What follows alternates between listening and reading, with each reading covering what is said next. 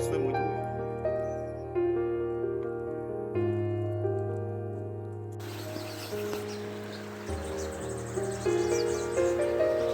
Oi, gente, que coisa maravilhosa. Outro dia que estava seco. Olha hoje como está. 5 horas da manhã.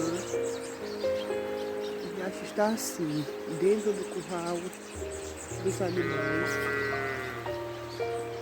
E é possível mais tarde ele se aproximar aqui de casa. Olha para isso, que enchente maravilhosa. Estava seco.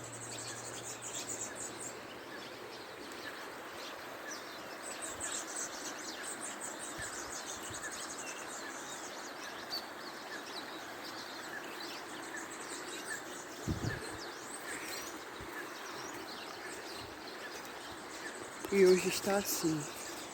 Isso é um milagre. Estamos aqui encalhados, não passamos para canto nenhum. Mas está bem, graças a Deus. Olha, que maravilha, muita água.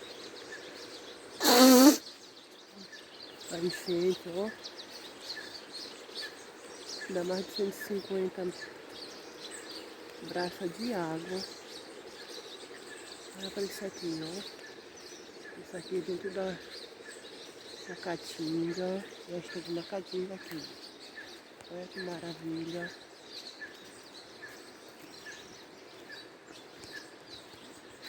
Agora queremos ter só cuidado com os animais.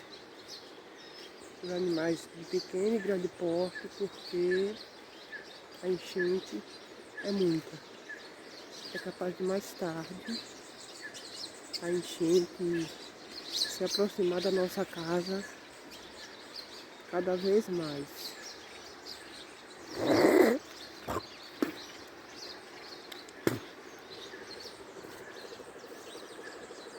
Olha pra isso, que lindíssimo.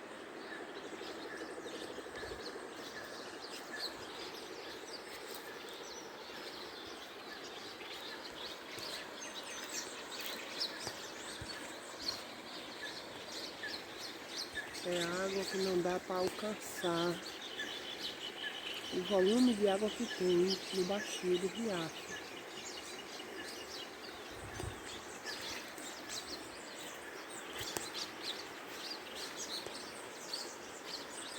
Mas graças a Deus até o momento não está